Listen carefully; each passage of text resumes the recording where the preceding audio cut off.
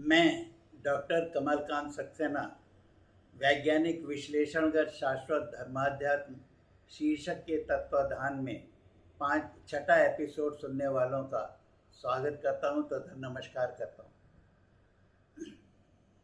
पिछले 5वें एपिसोड में मैंने चर्चा की थी कि विधि के विधान में जो पहले कदाचार की सजा है वो किस तरीके से देता है, जो कि सोने और जागने के उपलक्ष्य में थी। इस बात को मैं आगे बढ़ाने से पहले मैं एक बात हर मत के, हर समुदाय के, हर कम्युनिटी के, हर संप्रदाय के, हर मज़हब के लोगों को एक बात बता देना चाहता हूँ, जिसे हर व्यक्ति इसको आगाह समझे, क्योंकि ये हर व्यक्ति के जीवन से संबंधित है। वो ये कि हर मत, हर मज़हब, हर संप्रदाय, हर कम्युनिटी का व्यक्ति मनुष्य के रूप में जन्म ले रहा है, किसी संप्रदाय के व्यक्ति के अलग रूप में नहीं ले रहा है। न ही किसी मत का जो संस्थापक उसने किसी की रचना की, अगर की होती तो वो हर अपने मत, अपने मज़हब के लोगों की आकृतियों में कुछ न कुछ विभिन्नता पैदा करता। किसी 2 की जगह 4 हाथ बनाता, चाहे 2 की जगह 4 आंखें बनाता, कुछ तो विविधता होती। लेकिन जन्म हर मत, हर मज़हब, हर व्यक्ति का जन्म एक मनुष्य के रूप में ही हो रहा है, जिसमें कोई भी परिवर्तन नहीं दिखाई देता। ये आप सभी लोग इस बात को सहमत होंगे और मानते भी होंगे। यही कारण है कि हर मत के हर व्यक्ति को पहले अपनी मनुष्यता का परिचय देना है। मनुष्यता का परिचय इसलिए देना है कि रचनाकार मनुष्य को जन्म दे रहा है, मनुष्य के लिए उसने अपना विधान बनाया है और मनुष्य के लिए अपने विधान में वो नैतिक नियम का पालन करने के लिए अपने नियम और कानून की व्यवस्था पैदा की। हम सबका रचनाकार एकमात्र एक ब्रह्म है, जो पूरे ब्रह्मांड का मालिक है, जिस कारण ब्रह्मांड शब्द आया है, ब्रह्म के शासन करने का चेत। यही कारण है कि ब्रह्म ही एकमात्र एक, जिसने अपने ब्रह्मांड में जितनी भी रचनाएं की, जितनी भी सजावट की है, सब उसी की अपनी सजावट, अपनी रचनाएं।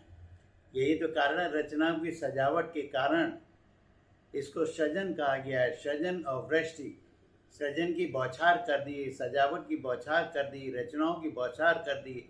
इसलिए संस्कृत में सजावट को सृजन कहते हैं, वृष्टि को बौछार कहते हैं। इसीलिए दोनों की संधि से, सृजन और वृष्टि की संधि से सृष्टि शब्द उत्पन्न हुआ।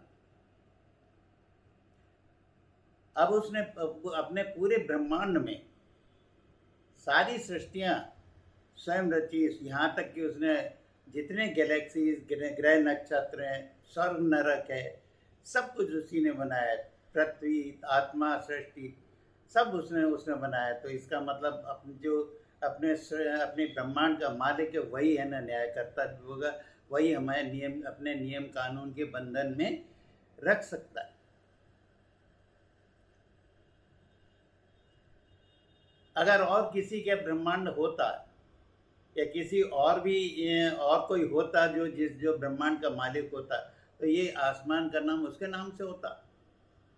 श्री कृष्ण ने बनाया होता तो श्री कृष्णांड होता, विष्णु ने बनाया तो विष्णुआंड होता, ईसा ने बनाया तो ईसांड होता, अल्लाह ने बनाया तो अल्लांड कहलाता, महावीर ने बनाया तो महावीरांड कहलाता। लेकिन आज तक कोई इस ब्रह्मांड के नाम के अलावा दूसरा कोई नाम ही नहीं मिला,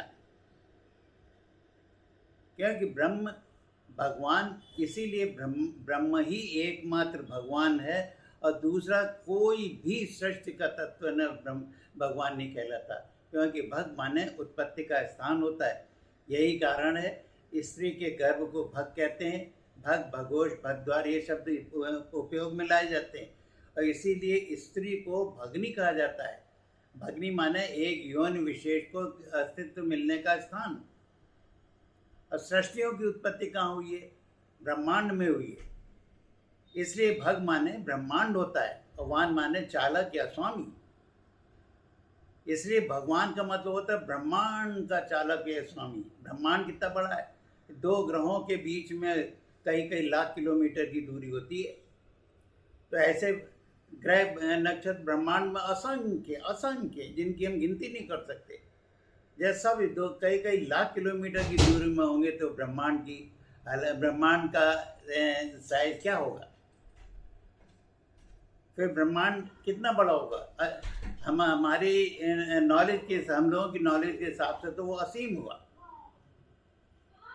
यानी ब्रह्मांड का अस्तित्व असीम है, असीम है। और सोचिए इतने बड़े ब्रह्मांड को चलाने वाला कितना बड़ा होगा। यानी पूरा ब्रह्मांड ब्रह्म में समाया हुआ, इसका मतलब तभी ब्रह्म अपने पूरे ब्रह्मांड में शासन कर पा रहा है। इसीलिए ब्रह्मांड का मतलब बृहद माने ब्रह्मांड होता है और वान माने चालक या स्वामी। इसलिए भगवान माने होता है ब्रह्मांड का चालक या ब्रह्मांड का स्वामी, जो असीम ब्रह्मांड को चला पा रहा है। इसीलिए उसको असीम शक्ति या अनादि शक्ति कहते हैं, या इंग्लिश में इन्फिनी माइटी कहते हैं। तो भगवान का मतलब गॉड नहीं होता, भगवान का मतलब इन्फिनी माइटी होता है। यही कारण है, चूंकि एकमात्र एक ब्रह्म ही पूरे अपने ब्रह्मांड का मालिक है। इसीलिए हम मनुष्यों की रचना करने वाला भी, और हम मनुष्यों पर अपना अंकुश रखने वाला, विधान बनाने वाला एकमात्र एक ब्रह्म है। और जिसका ही विधान विधि का विधान कहलाता है, नैतिक नियम कहलाते हैं। और इन्हीं नियम पे चलने वाला ही उसके न्याय में अपने स्वर्गलोक के लिए, मोक्ष के लिए सक्सेसफुल होगा, ये सफलता पाएगा। और बाकी जितने भी लोग हैं, सब जो उसके नैतिक नियमों का उल्लंघन करेंगे, वो सब सजा के या नरक के पात्र बनेंगे। हर मत का हर व्यक्ति उम्मीद कर रहा है कि मुझे स्वर्ग मिले, हर मत का हर व्यक्ति उम्मीद कर रहा है कि मुझे मोक्ष मिले। मगर क्या कहने से मोक्ष मिल जाएगा? जब तक कोई काम नहीं करेंगे। आपके यहाँ कोई नौकर काम करता है, जब समय पे आकर आपका उद्देश्य पूरा करता है तब आप उसको इनाम देते हो, या बिना बात के इनाम दे देते हो? अगर समय पे ना है तब और निकाल देते हो उसको। तो ब्रह्म कैसे छोड़ देगा जो पूरे ब्रह्मांड का मालिक है? यही कारण है तो उसने जो अपना विधान बनाया है, जैसे हम विधि का विधान कहते हैं, जो नैतिक नियमों के रूप में बनाया है, उन्हीं का मात्र पालन करने वाला केवल अपने जीवन के न्याय में सक्सेसफुल होगा, सफलता पाएगा। उसके विधान का, उसके नियमों का उल्लंघन किया तो चाहे किसी हर मज़हब में चाहे जितने फिरके बन जाएं, वो सब उसके न्याय में असफल हो जाएंगे। और केवल एक फिरका जो उसके नैतिक नियमों का पालन करेगा, वही केवल सक्सेसफुल होगा। इसीलिए एक महापुरुष कह गए कि मेरे जाने के बाद मेरे दीन के 73 फिरके हो जाएंगे, केवल एक फिरका नियाजी होगा, बाकी सब जोजक में जाएंगे। उनके कहने का अर्थ ये केवल उसी मज़हब के लिए नहीं था, वो जितने भी मज़हब हैं जिसमें हर एक फिरके बन जाएंगे, केवल वही फिरका न्याजी होगा जो नैतिक नियमों के पालन को सक्सेसफुली कर पाएगा। ये नैतिक नियम ब्रह्मांड में ब्रह्म ने उस समय से लागू किए जिस समय से मनुष्य को पहला अस्तित्व दिया, और वह है मनुष्य आदम, जिसे हम आदम कहते हैं। आदम शब्द संस्कृत का शब्द है, जिसे आदि मनुष्य का संधि शब्द है। और हवा शब्द भी हाँ का प्रतीक होता है, स्वीकार करने का प्रतीक होता है। जब किसी बात से आप सहमत होते हैं तो कहते हैं हाँ। हाँ माने स्वीकृति, और इसी को ठेठ लेवल में हव कहा जाता है। हव का मतलब होता है स्वीकृति है, और स्वीकृति देने वाले को, स्वीकृति करने वालों को हवा कहा जाता है। यही कह रहे हैं कि इसको आदम हवा कहते हैं। कुछ लोग है ना मनुष्य श्रद्धा कहते हैं, अपने अपनी तरीके से माना, लेकिन सबका अस्तित्व तो एक ही है, अलग अस्तित्व थोड़ी है। हमें अस्तित्व से, उस अस्तित्व से मतलब है जिससे हमारा जीवन, हर मनुष्य का जीवन बंधा हुआ है। वो एकमात्र एक आदम हवा, जिसको हम कहते हैं आदि मनुष्य, उसी के ही सारी संतान है, किसी का दूसरा कोई है ही नहीं। क्योंकि हर जीव के, हर योनि के जीव को एक ही जोड़े के संग बनाया गया है। तो इसे आप निश्चित जानिए, हमारे जीवन के कर्म जिसके नैतिक नियमों पर आधारित रहेंगे, मात्र केवल वही स्वर्ग का पात्र बनेगा, उसके अपने जीवन में, उसके न्याय में सफलता का पात्र बनेगा, और दूसरा कोई नहीं।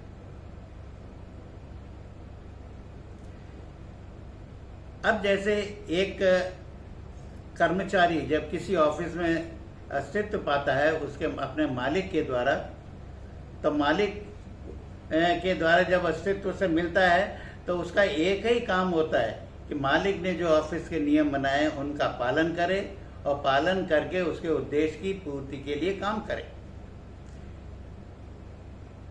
और तो कोई काम करना नहीं होता है ये। और जब वो उसके नियमों का उल्लंघन करता है तो वो मिसकंडक्ट की सजा पाता है, जो उसको नौकरी में रहते हुए भोगनी पड़ती।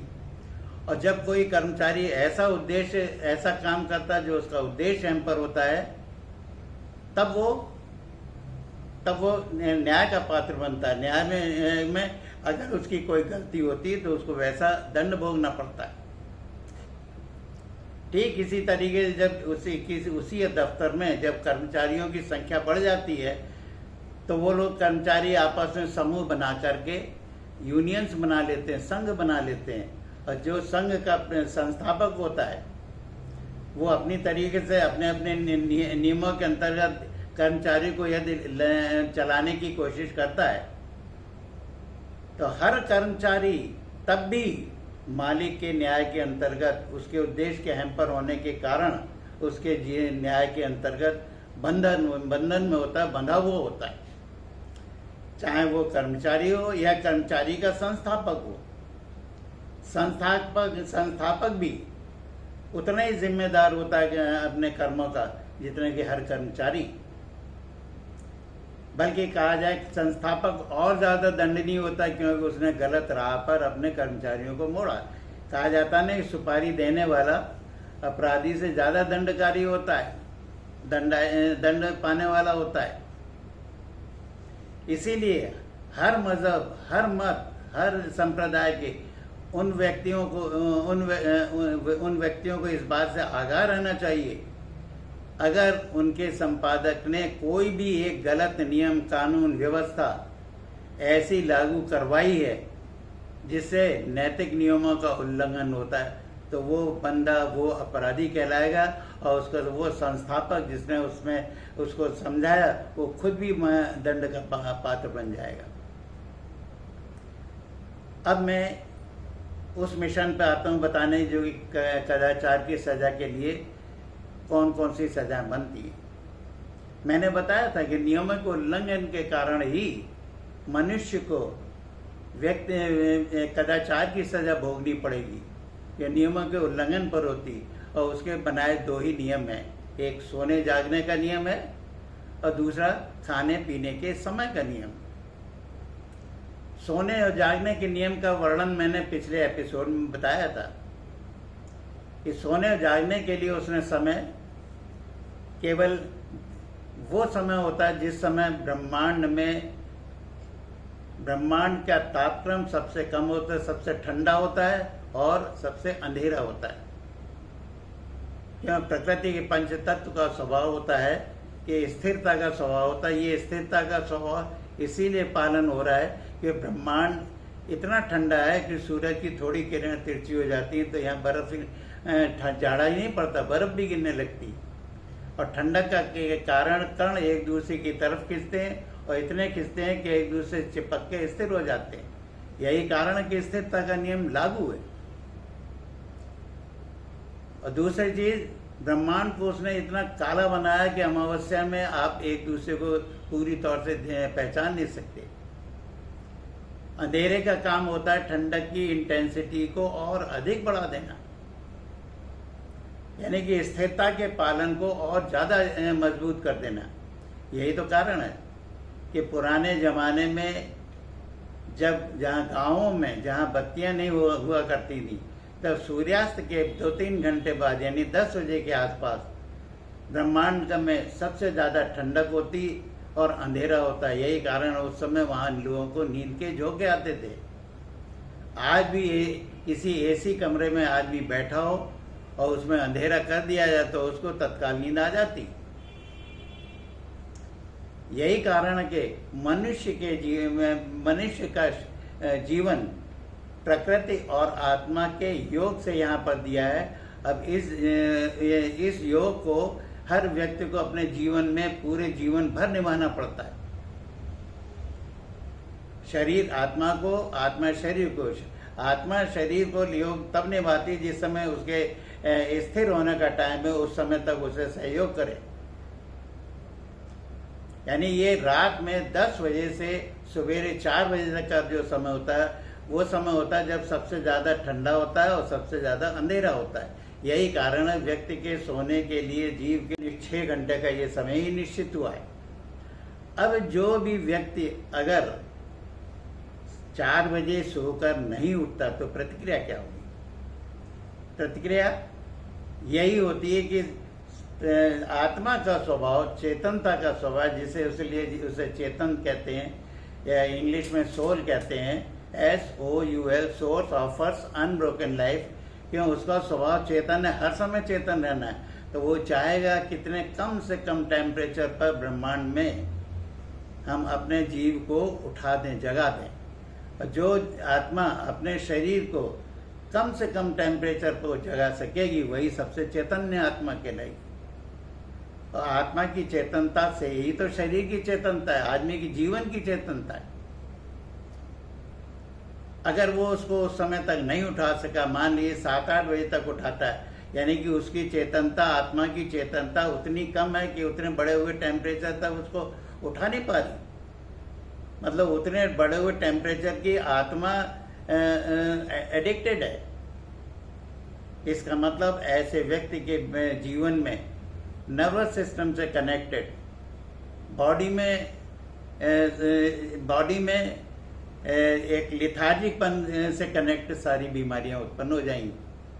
और लिथार्जिकपन आया तो शरीर के अंदर के और अंग भी लिथार्जिक होंगे, जिस कारण लिथार्जिसिटी के कारण अंगों के में जो एक्टिविटी होनी चाहिए वो नहीं हो पाती। यही कारण है ऐसी कंडीशन में नर्वस सिस्टम से कनेक्ट बीमारियां उत्पन्न होने लगती।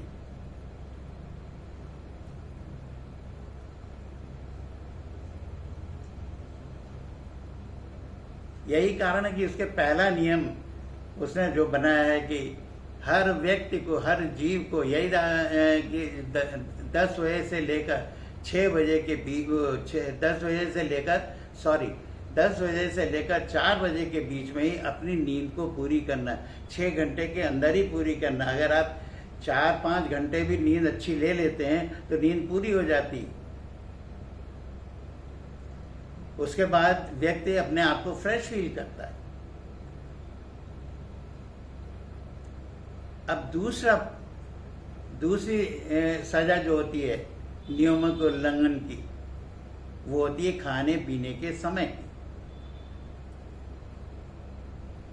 खाने पीने का समय ये एक लंबा विषय है